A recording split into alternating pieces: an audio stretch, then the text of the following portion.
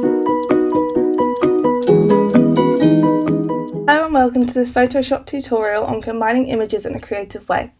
My name is Becky Allen and I am currently studying graphic communications at the University of Reading. I decided to concentrate on the combination of images as this is a basic Photoshop technique that people seem to find more complicated than it really is. It also really allows you to add an imaginative touch to your work. To begin with, you need to select two images that you wish to combine. For this tutorial, you may want to try images that oppose each other or will not normally be used together just to show the extent of the combination.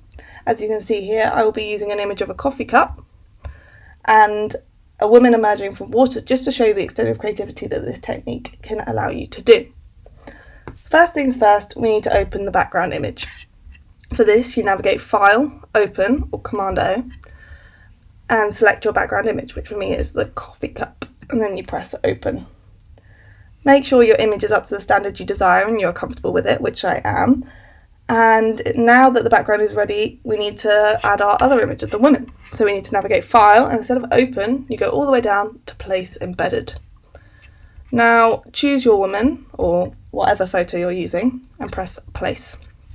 Now as you can see, the image is not proportionate to the background image, and therefore we should probably change that. So for this, I'm going to drag it and make it a little bit bigger. If you've got the old version of Photoshop, you're going to need to press Shift whilst you drag, but the new one does it for you.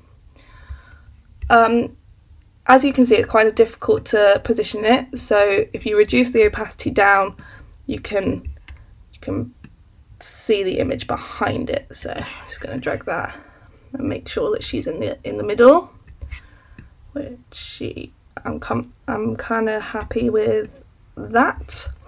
And then I'm just going to press off it and bring the opacity back up to 100%, which is really important. So the next thing we need to do is select the woman from the rest of the photo. This is incredibly easy, however many people find it the most difficult step. So for that, you select the quick selection tool from the tools panel on the left hand side. It looks like a brush with a dotted line. Then drag your cursor, make sure you zoom in, over the woman. It doesn't have to be very accurate, just make sure you get all of her in there, like so. The selection doesn't need to be super accurate, but if you want to, you could use a brush tool, but I feel like this is okay. After this, we need to create a layer mask. A layer mask allows you to select a part of an image and mask it off. This is different from manipulating the actual image, as it allows you to modify parts of the image separately across a single layer. Make sure your selection is active, which mine is, and click on the layer mask icon at the bottom of the layers panel. This one. As you can see, boom, it's created. This should automatically mask off your layer, which it has. Next, we want to bring some of the water from the swimmer photo. For this, I'm going to use the paint tool. So click on the paint tool in the tools panel. Looks like a little paintbrush. Make sure the opacity is 100% and the colour is white, which it is. And also make sure the layer mask is active, which it is. If your cursor is too big, you can adjust the size with the bracket buttons, but I feel like that's okay. And then you can paint through the water onto the coffee cup. It doesn't need to be super accurate, as we're going to use a hard light layer to make the image look more professional. So just going to zoom in and do that for you now. So you can see, just emerges out the water. Just bring it all the way around so that she's kind of in a pool of water and not coffee anymore.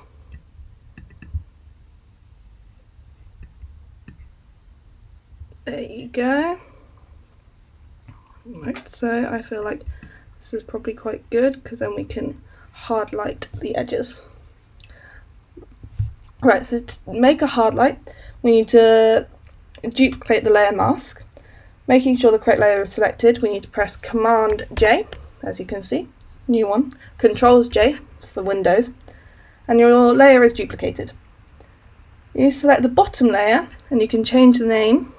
So we're going to swap the layers around and change the name to whatever you want. So I'm going to change it to Blend Hard Light. There you go. Next, I'm going to go to the blending options up here, which are normally set to normal, and change it to hard light. An important tip here is that you need to make sure that the hard light layer is at the bottom. If not, it will completely mess up. Next, using the brush tool again, which we are selected. For some reason that's not.